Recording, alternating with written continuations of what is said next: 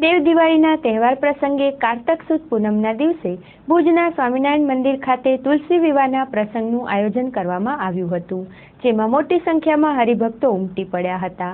ભુજના સ્વામિનારાયણ મંદિર ખાતે દર વર્ષે દેવ દિવાળીના દિવસે આ પ્રકારે તુલસી વિવાહના ઉત્સવનું આયોજન કરવામાં આવે છે, જેમાં મોટી સંખ્યામાં ભક્તો ભાગ લે છે. તુલસી વિવાહના આ પ્રસંગે ભુજના સ્વામિનારાયણ મંદિર ખાતેથી શોભાયાત્રા કાઢીને પ્રસંગની ઉજવણીનો પ્રારંભ કરવામાં આવ્યો હતો. ભુજના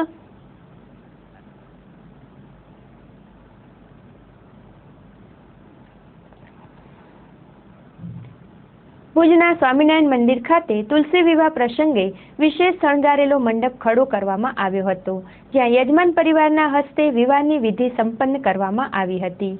ગોર મહારાજના વૈદિક મંત્રોચ્ચાર સાથે આ લગ્ન વિધિનો કાર્યક્રમ યોજાયો ત્યારે જાણે સાચે જ કોઈ લગ્ન પ્રસંગ યોજાયો હોય તેવા દ્રશ્યો જોવા મળ્યા હતા. જે રીતે કોઈ ગૃહસ્થ લગ્ન પ્રસંગ ઉજવે તે જ રીતે લગ્ન પ્રસંગે ઉજવાતા તમામ પ્રસંગો ઉજવવામાં આવ્યા હતા અને ભક્તોએ ભગવાનના લગ્નની મજા માણી હતી. આ પ્રસંગે ભુજ સ્વામિનારાયણ મંદિરના સંત પરમહંસજીએ ચંચળ ન્યૂઝ સાથે વાત કરી હતી.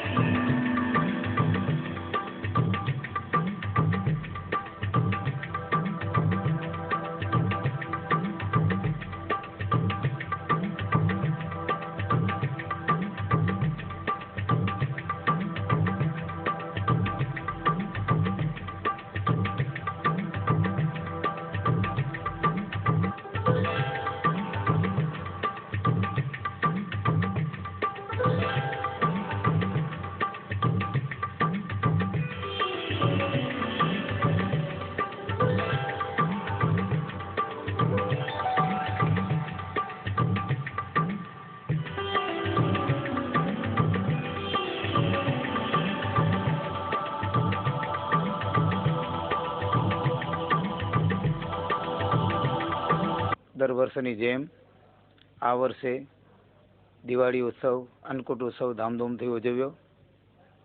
15 દિવસ પછી કારતક સુદ પૂનમને દિવસે ભગવાનના લગ્ન થાય. તુલસી વિવાહ નામથી એ પ્રસિદ્ધ છે ઉત્સવ, અને એ ઉત્સવ દર વર્ષે કારતક સુદ પૂનમને દિવસે ભુજ મંદિરમાં જેમ ઉજવાય છે તેમ ગામડે ગામડે પણ આ ઉત્સવ ધામધૂમથી ઉજવાતો હોય છે. આ ઉત્સવ ગામડાઓમાં આખું ગામ અકતો પાડીને એ ભગવાનનો ઉત્સવ ઉજવે.